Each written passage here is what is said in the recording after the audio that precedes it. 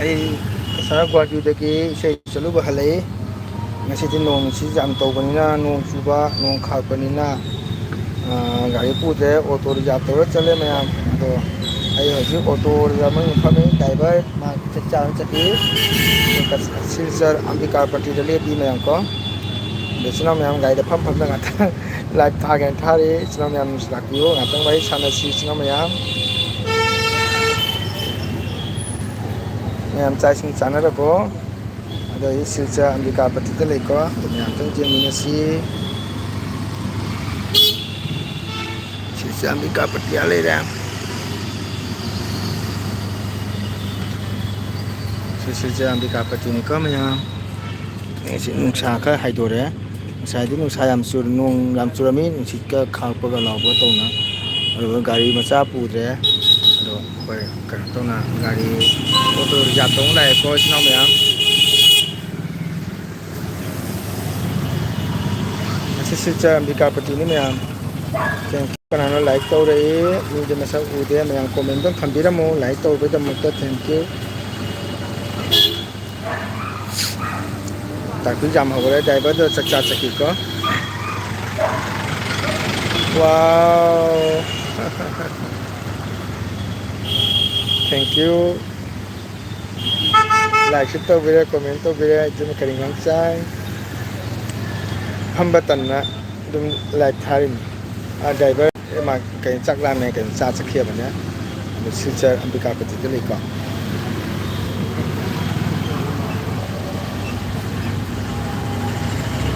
ꯁꯤꯜꯆꯔ ꯑꯝꯕꯤꯀꯥꯄꯇꯤꯗ ꯂꯩ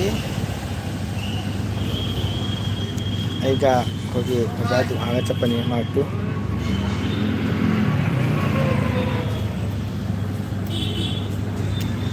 ꯒꯥꯔꯤ ꯃꯆꯥ ꯊꯧꯕꯅ ꯈꯔ ꯐꯩꯀꯣ ꯑꯣꯇꯣꯗ ꯐꯝꯕꯅꯤꯅꯅꯦ ꯎꯏꯅꯤꯡꯉꯤ ꯍꯦꯛꯇ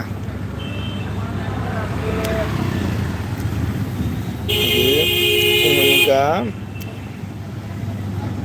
ꯃꯤꯅꯤꯠ 15 ꯇꯥꯔꯦ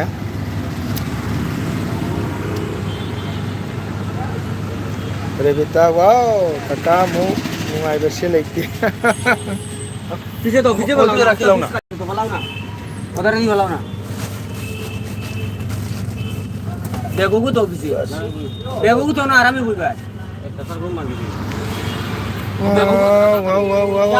ꯀꯀꯥ ꯑꯃꯨꯛ ꯅꯨꯡꯉꯥꯏꯕꯁꯤ ꯂꯩꯇꯦ ꯁꯨꯝ ꯅꯨꯡꯉꯥꯏꯊꯣꯛꯏꯅꯤ ꯀꯩꯗꯧꯅꯤ ꯉꯁꯤꯗꯤ ꯅꯣꯡ ꯆꯨꯕꯅꯤ ꯒꯥꯔꯤ ꯄꯨꯗ꯭ꯔꯦꯕꯀꯣ ꯑꯣꯇꯣ ꯔꯤꯖꯥꯕ ꯇꯧꯔ ꯆꯠꯂꯦ ꯔꯨꯍꯤꯅꯥ ꯁꯤꯡꯍꯥ ꯒꯨꯗ ꯏꯚꯤꯅꯤꯡ ꯑꯣꯖꯥ ꯒꯨꯗ ꯏꯚꯤꯅꯤꯡ ꯊꯦꯡꯀ꯭ꯌꯨ ꯋꯦꯜꯀꯝ ꯑꯗꯣ ꯔꯦꯕꯤꯇꯥ ꯂꯥꯏꯛ ꯇꯧꯔꯛꯎ ꯂꯥꯏꯛ ꯇꯧꯗ꯭ꯔꯤꯀꯣ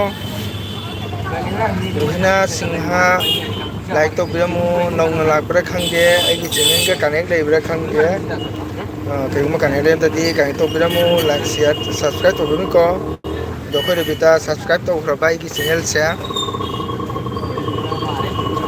ꯂꯥꯏꯛ ꯇꯧꯗ꯭ꯔꯤꯀꯣ ꯔꯦꯕꯤꯇꯥ ꯂꯥꯏꯛ ꯇꯧꯔꯝꯃꯨ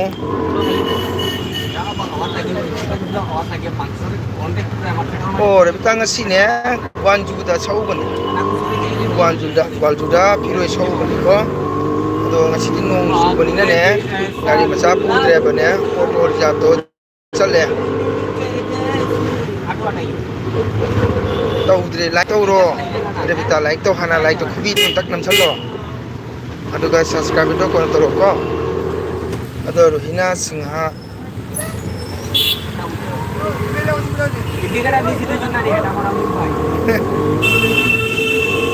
আস্তে আস্তে চলাও রে তুমি তুমি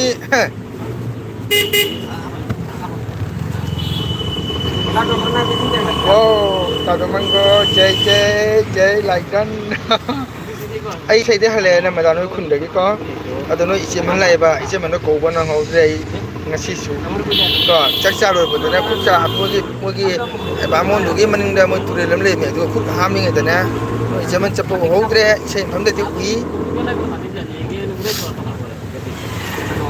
ꯔꯦꯕꯤꯇꯥ ꯂꯥꯏꯛ ꯇꯧꯔꯣ ꯔꯨꯍꯤꯅꯥꯁꯨ ꯂꯥꯏꯛ ꯇꯧꯔꯝꯃꯣ ꯅꯝꯃꯗꯥ ꯂꯥꯏꯛ ꯇꯧꯗ꯭ꯔꯤꯀꯣ ꯀꯩ ꯏꯟꯖꯥꯡ ꯆꯥꯏ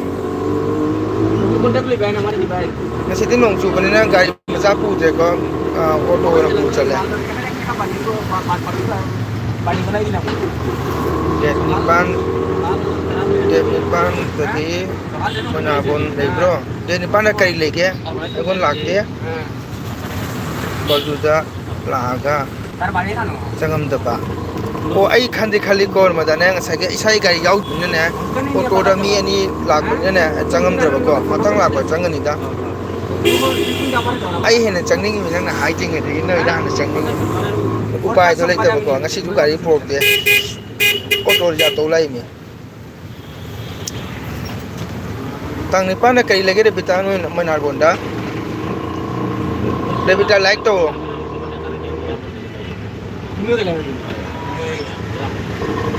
lại đến tàu đây, thank you. Cái nhang chắc kìa. Chúng ta mati le ha? Cái mati le. Ulina la mà cái kem ta hem re, good evening oja hare maga mà cái kem kumak tre, lại su tolom dreba kai no.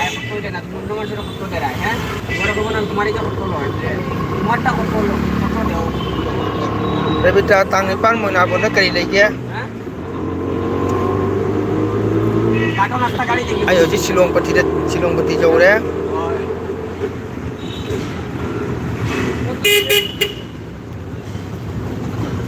Mungkin sini nungai te.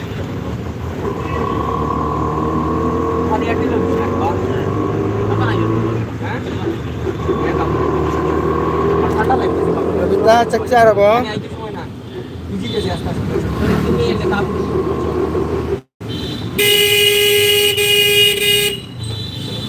Oh, cuman cari doa ini bagi mapam hai ba. Oh. Oh ye, noi cuman lah ya ba. Ai kau kiri kalau kau bangam mau tre. Minta isi cak je bagi kakak ada hai na taba. Harak te. Aku nak harak te, Rebita aku nak harak te. Kumar commission lagi di mana? Rebita cek cara bang. Mati kan bukan dia. Tapi napan mana botak sampai na lang. Gari kan mana sana Aji su nong pungam lai ko. Nong pungam lai. Lagay ko sama tempat na gari tu. Naman sa kalay lagi. Cari kakak. Atau manggol. Wah, sudah cak. Bistik. Đây về đây cái coi. Ai qua gì cái thằng pam này bà co. Ai là gì nè? Ai cái bữa cha cả qua cả. Co cha thứ chẳng ngang bị thắc ta ba. Ai cái gì? Cha chẳng ngang để đi qua. Ai qua cái thằng pam này. Receive mà là vậy chứ. Ôi ta đâu mong gọi jam chui. Ôi nung am chui ye, jisu nung pum lai silje, nung pum lai. Aduna ngasi ai scooty bola driver ko. Rebita karing yang chai. Kau narmada karing yang chai kya? Ise mandi nam ta ki bani kapsu kap ki bani ko narmada. Ai puja.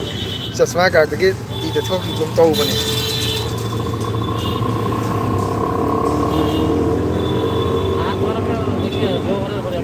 Ai di nong chup je khak pa chini ki ji kumra nong chup ka suki de nong khak pa chini am ki ri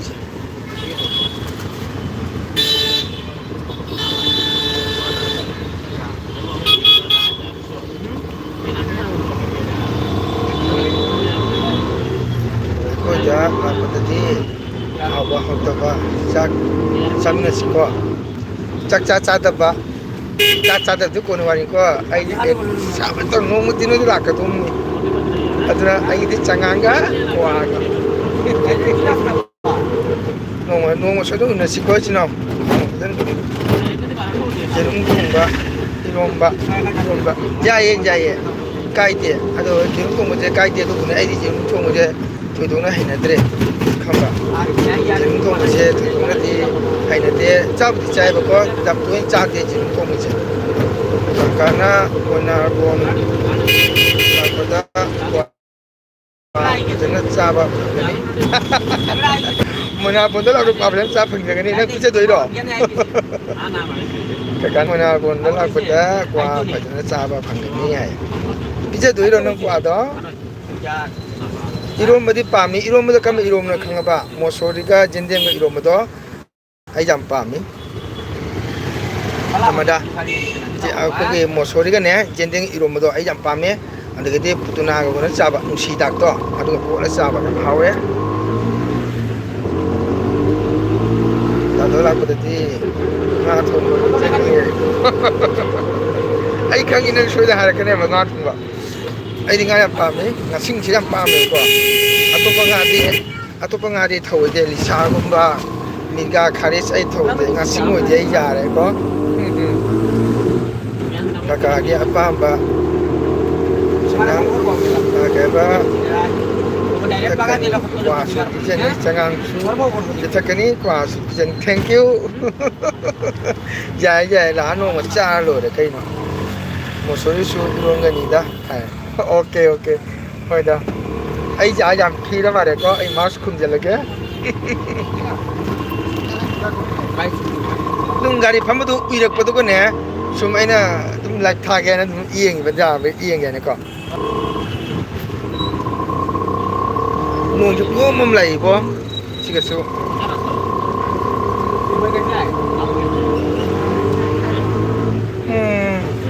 kakak lau sini oke laki ya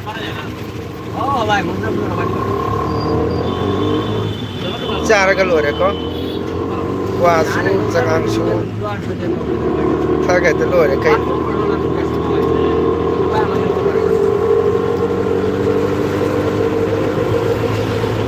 ada rebita kakak channel do subscribe toromu ko nang channel pada so like toromu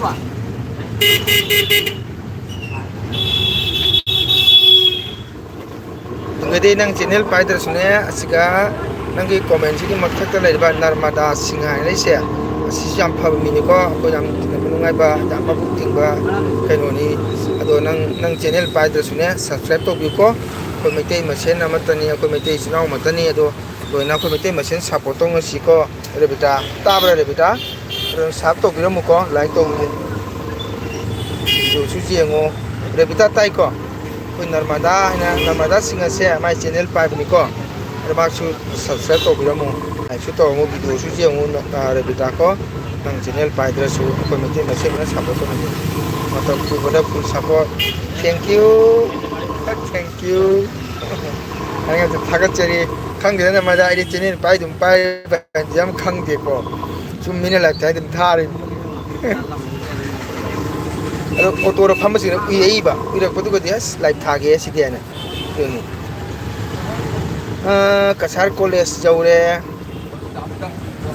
full support thank you nong su ora lak pani nang hak patha ro tai tau gani da thank you re bita thagat chari kata mongong su subscribe to mo narmada singa se ma ka su subscribe to ko ko metei masen amatani na lo sapton masi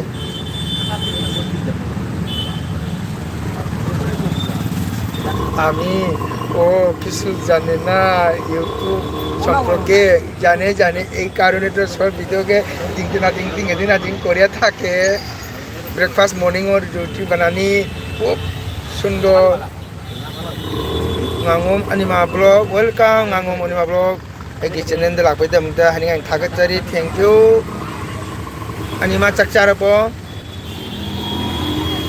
cái để sẽ luôn rồi ra ngasi Gwangju ta nhé mỗi khối nào Gwangju mới được Gwangju hai bên này có Gwangju hai bên này khối nào Gwangju thì mà Gwangju đã phi rồi sẽ sắp sẽ luôn bên này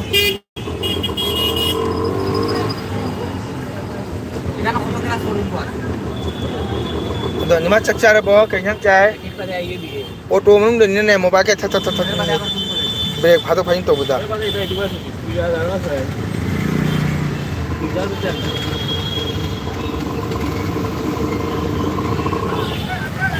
silchar capital jaure ko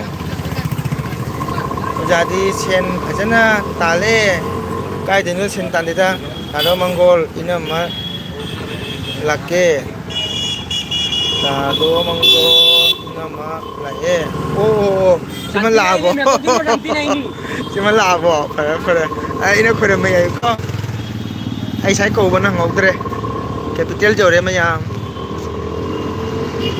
silchar tahu na yang lebih ada mengkaca ꯃꯆꯥꯔꯣꯝꯗ ꯐꯖꯅ ꯐꯠꯀꯖꯅꯤ Sandi action action. ꯐꯤꯆꯔꯁꯦ Sandi. ꯅꯨꯡꯁꯤ Jaga jaga nih je. ꯅꯨꯡꯁꯤꯅꯦ ꯎꯕꯗ ꯍꯣꯏ ꯅꯨꯡꯗꯤ ꯅꯨꯡꯁꯤ ꯍꯥꯏꯕꯅ ꯃꯣꯠ ꯈꯖꯅꯤꯗ ꯑꯩꯈꯣꯏ ꯁꯤꯜꯆꯔ ꯇꯥꯎꯟꯁꯦ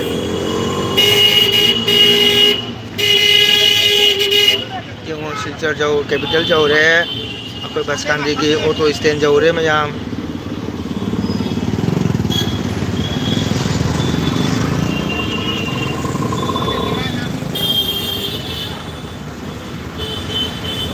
ꯑꯩꯈꯣꯏ ꯏꯅꯝꯃ ꯖꯒꯥꯙꯥꯔꯤ ꯂꯩꯌꯦ ꯑꯣ ꯏꯅꯝꯃ ꯖꯒꯥꯙꯥꯔꯤ ꯂꯥꯛꯑꯦ ꯍꯥꯏꯔꯣ ꯈꯣꯏꯒꯥꯟꯗꯤꯗꯒꯤ ꯑꯣ ꯀꯣꯂꯦꯖ ꯀꯔꯤꯉꯩꯗꯒꯤ ꯆꯠꯂꯝꯃꯤ ꯁꯤꯜꯆꯔꯁꯦ ꯑꯩꯈꯣꯏꯅꯦ ꯅꯍꯥ ꯑꯣꯏꯔꯤꯉꯩꯗ ꯀꯀꯥꯅ ꯁꯦꯟ ꯇꯥꯟꯕ ꯀꯜꯂꯤꯅꯤ ꯍꯣꯏ ꯍꯣꯏ ꯍꯣꯏ ꯅꯍꯥ ꯑꯣꯏꯔꯤꯉꯩꯗ ꯁꯦꯟ ꯇꯥꯟ ꯀꯜꯂꯤꯅꯤ ꯔꯦꯕꯤꯇꯥ ꯍꯧꯖꯤꯛ ꯅꯍꯥ ꯑꯣꯏꯔꯤꯉꯩꯗ ꯈꯔ ꯇꯥꯜꯂꯛꯇꯗꯤ ꯍꯌꯦꯡ ꯑꯍꯜ ꯑꯣꯏꯔ ꯀꯩ ꯆꯥꯅꯤꯇꯣ ꯆꯨꯝꯕ ꯔꯦꯕꯤꯇꯥ ꯍꯧꯖꯤꯛ ꯅꯍꯥ ꯑꯣꯏꯔꯤꯉꯩꯗ ꯈꯔ ꯇꯥꯜꯂꯛꯇꯗꯤ ꯍꯌꯦꯡ ꯑꯍꯜ ꯑꯣꯏꯔ ꯀꯅꯥꯅ ꯄꯤꯖꯅꯤ ꯆꯥꯛ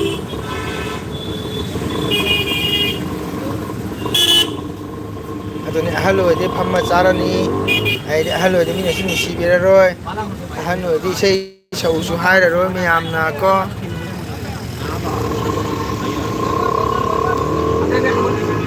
ꯍꯧꯖꯤꯛ ꯁꯤꯜꯆꯔ ꯀꯩꯅꯣ ꯌꯧꯔꯦ ꯁꯣꯔꯠꯀꯠ ꯕ꯭ꯔꯤꯖ ꯌꯧꯗꯣꯔꯦꯀꯣ ꯅꯦꯇꯥꯖꯤ ꯁꯨꯕꯥꯁ ꯆꯟꯗ꯭ꯔ ꯕꯣꯁ ꯕ꯭ꯔꯤꯖꯀ ꯂꯩꯔꯦ ꯁꯤꯅ ꯁꯤꯜꯆꯔ ꯄꯤ ꯑꯦꯁ ꯁꯤ ꯂꯩꯔꯦꯀꯣ Silchar P S C auto stand ꯌꯧꯔꯦ ꯃꯌꯥꯝ नोंग ममछले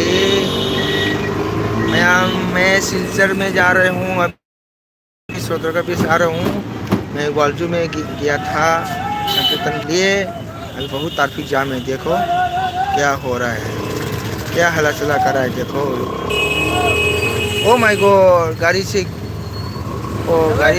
गिर गया क्या गिर गया ओ गाड़ी से माल गिर जाए इसलिए नादबा चेक तबा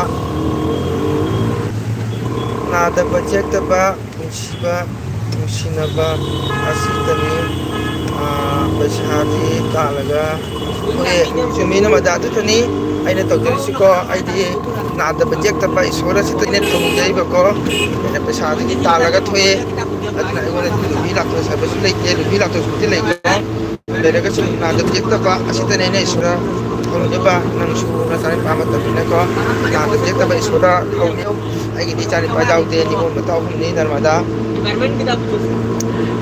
Department apa tuh department? Jadi sekarang Iya, Pak. jadi lagi Kakak, Madura, Jogore, Panipuri, pijan nih. Betul. Lawannya juga pijan ya. Lawannya, ayo sih sampai kacau deh, Madura, pindah lawan Panipuri pijan ya lawan. Sana di lawannya.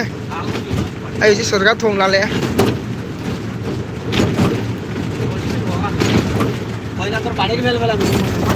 Hojik matamda say sakba muk sen tan balai de hai slow he kodi kai dong ni government ki chakri si thok pre adana kum kai dong ni ta do nong sit jam lai thamage ko hoi thamo nong si am lai si um lai yeng ra amtang jeng amune lu um si ur ba se me okay thank you नमदा थमो रानी थाबो नोंचिं लामी थाबो लुसलो आई जुम अजे सोदगा थोंग लालाबिने जुम जौनबा चलगे thank you Namda कोई चिनाव लोना सपोर्ट तो मिने सिको ऑटो ड्राइवर से हिदाक लोबो चखि नों पोम लाई जो केम उद्रे नत्रो नों पोम लाई ओके बाय नमदा बाय बाय सॉरी बिदा लाकतुरबा मुद्रा पुलदा पानी पुदो नों सुबनिना हावरनी Terus parega mahit lo nong di masumuta put di masumuta how dulu miko pani puri do nong kita bahau re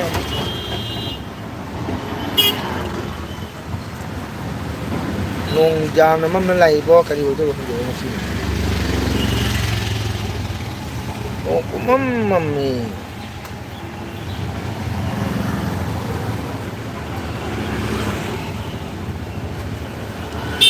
Rebita panipuri sana di lao.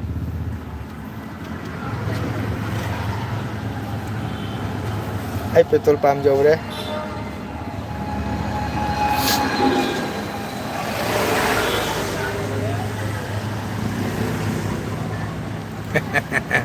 Gari danin nungai ro Rebita. Orang dang sakti ke. Ai mobile do channel le chang ke charge to phang gue jauh ne. Khang abo. Nang duam pump jauh kari ke no. Kalida isai do khara cha le moy. Kari ke jam pal mi ba.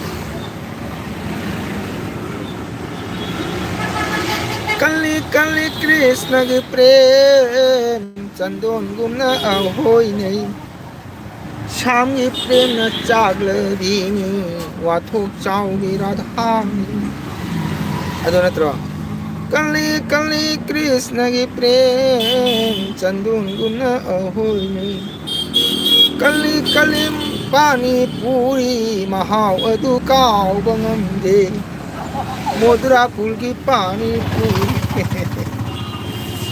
Cái cái hidak lâu mà sẽ xin cho tao lấy bị lâu từng luôn. Nông pum lại, nông pum lại.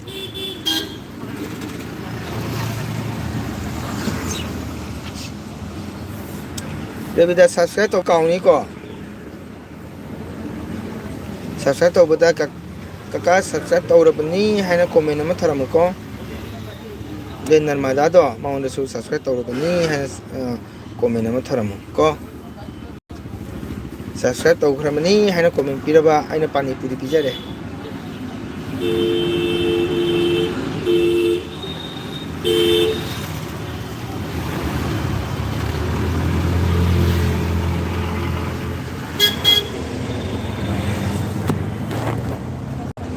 Dari ni video mana upaya ni pun ni.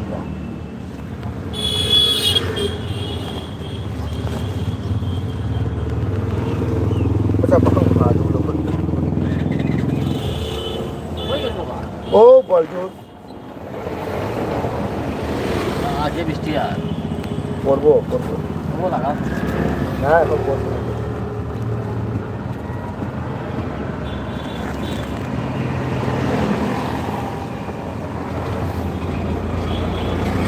आके कैसे Nah, sokale kesi. Biski mujhe gari lotion bike paya kaise na to. Jawar pare na to. भाई Ye lagi. Oi to. किधर हो Lagi no yajul matiya. Bisti diwar to kuno dor nai. Kita ko. Dakar ko. Krak. Boom. गतकाल के मालूम Eh? गतकाल के बच्चे आता माँ Kanu. मत आज के सकाले बोल मेडिकल आते मालूम ना बच्चा ना Oh. Repita tari bo, plakatra. Kakak ai di jumda sem laga pani puri do chai mapan dagi chade. Nagora phagi tori bora. Chau pani puri jam chau hau bun. Khujing khaya ga ne lo na ko pani ko. Pani puri mela chaba, nobam pe chaba, lebu pe chaba. Khujing khaya lo nan mani ko.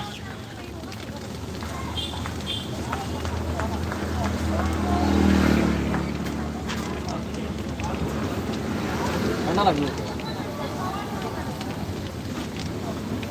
तो गाना है Ko sa sila.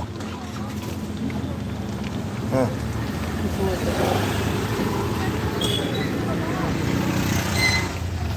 Hare Krishna.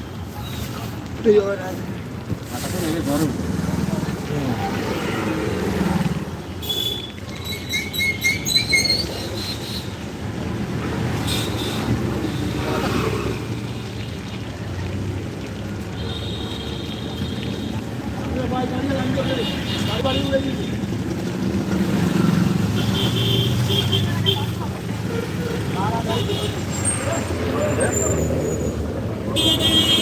Nông nó phun này. Nông chú được ba hầu đấy. Thế cái đó có gì cả?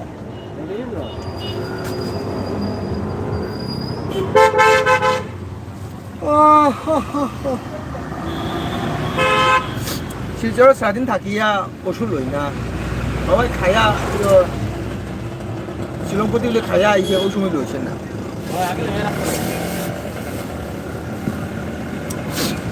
Panipuri के हम चागे मंगा तना कुन चाबरो कुन थांग चाबरो ए हम चार मी दो शेष पनिया ने हम चाया दबे तो तो वाली ऐसे कुछ का हम चाहिए कुछ का कुछ था नहीं तो दिन चाहिए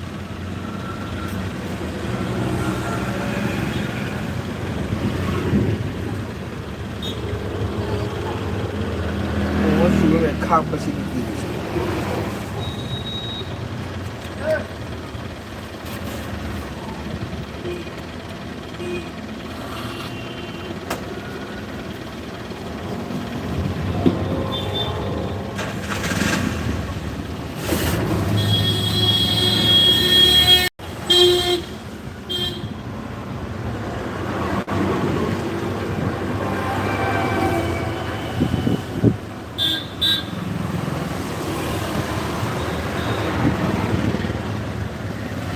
क्या तू मेडिसिन लगा कैसे लोग बेटा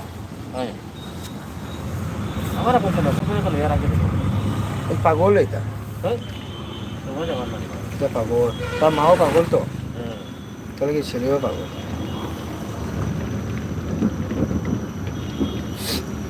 ऐना पागल ऐसे डाइवर्सिन कोई मना की नहीं बा कोई मना की डाइवर नहीं वो आंग dengan bana Ito na matang na, samara pili tong lugar natin. oh itu Ito na gaya ni. Aure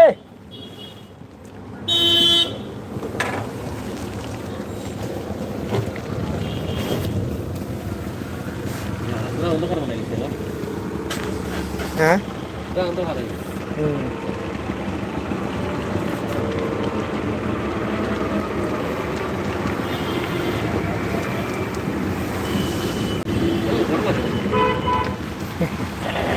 चाबा हाउ चाहिए अदुने अही चार मिले उसका दाम दे कुत्था नि पुंग को चाहिए मही जो फारे दिने ओके से छपते दि असिन में मही में चाया देने को को दिया अदुने चादरे नो मतो का से को लल दि दम मरी मंगा नि चाहिए मही बा जल्दी आओ रे यार ओषुधि तो टाइम लगे नहीं दे तो मुझे फार्मेसी तो हेल्थ भी दे जल्दी आओ ना Itu na ini kan. Itu sama tu dia itu lagi. itu gitu nung sure me ya repita nung suba horo ko mana bonda oh bahar hulo oh to diri lagi ni ba ekta Apa ni dia waktu itu itu.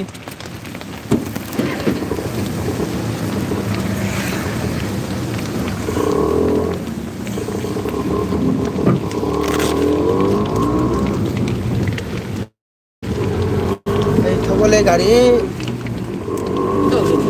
Mana boleh nak? Mana bilang ni lihat lagi. Ada kucing di jam banyak kawan. Mare bisa naik. ano amang ni pa ito Mesin cara jam lalu keluar.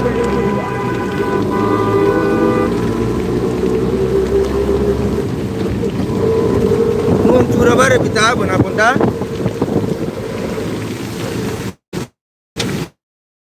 तो विशेष समय देखिए चलाओ तुम्ही एकदम गाड़ी speed चलाई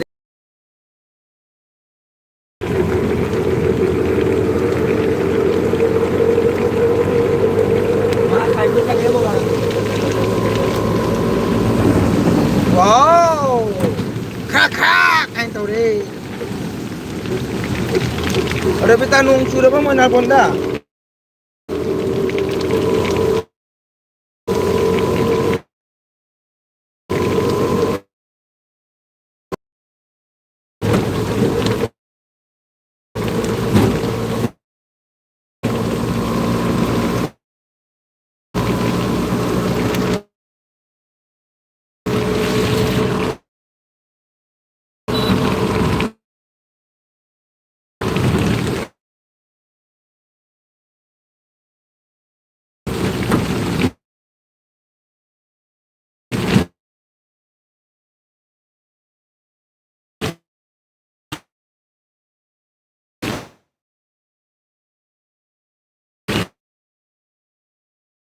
चुबने मणि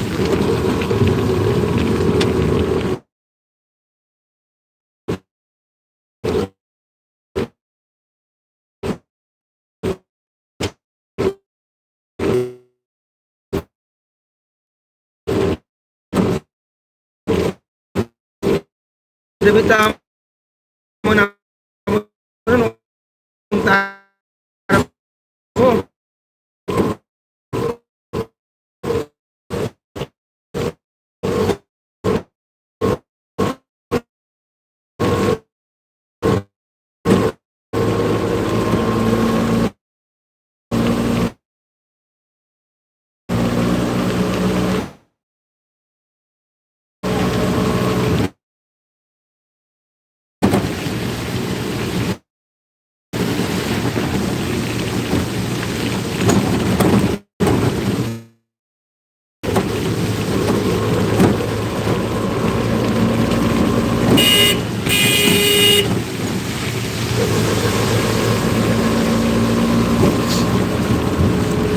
Revita nung subro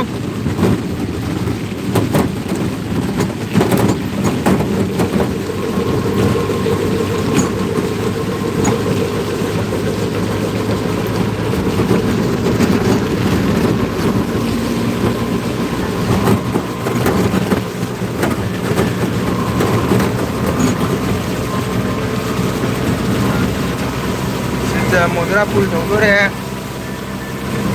Gabon aja bangke.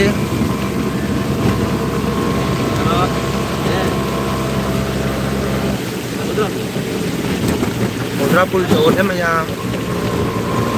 Orang betul lagi pani puri cabang yang muncul. Es. Ngong kai ya maya ngong kai.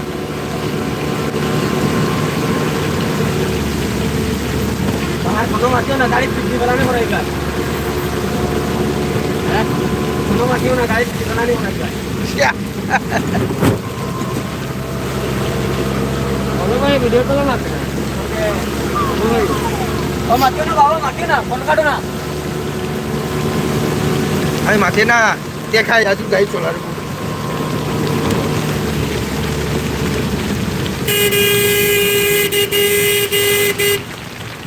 मारो ना मिर्जापुर जौरे वो दे कोई तोरे काटिए देता हूं इनको कुछ से काटेंगे तोरे चूरे से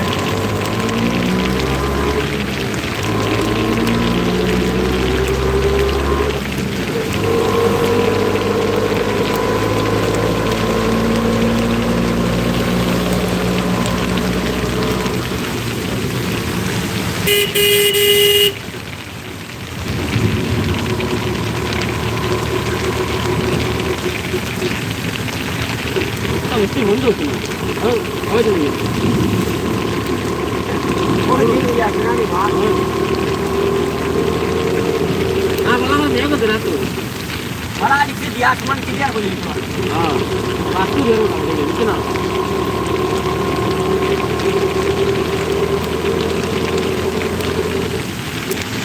Gam cuy meyang kesadaran cuy hak sukai kunci je kali wajib kang de gam cuy meyang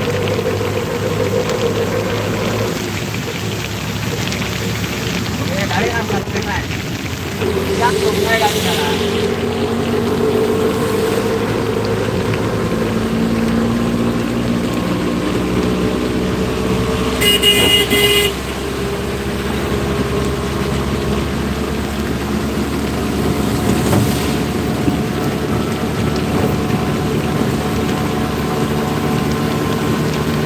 kakak hak pato ang nahodro taye kay mga taye pilot je auto mga tay nung hak pato bengkel hai kalaga supat tum mo bo pilot bengkel hai kalaga ne tum mo re beta क्या कर जो बोलते क्या बड़ा तो super हमारी को तो इधर वाले रेसिंग कार गाड़ी का प्राइवेट लाइट ना है उनका उन्हीं वालों की तरह लगे मत कर रखो है जाओ so busy sih deh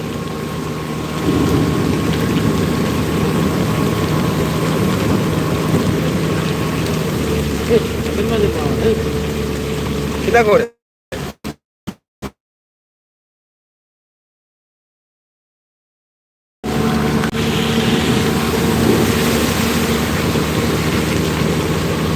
주위에 농체 강수카에 카야카 뚱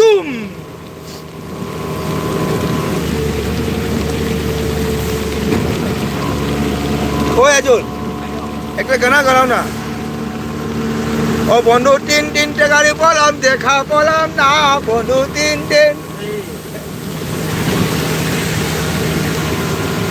apa? Mama ini juga gomit. Aduh. 그러니까 각도씨가 따이되기 뚱도노 이나 오 뱅켓도 로이노 꾹꾹살에 뚱모 너희 게임 떠오르러 뱅켓 다이그라 뚱모 게임 떠오르예 베텐메 두스나 아마 고타디레 체 기다려 어이 아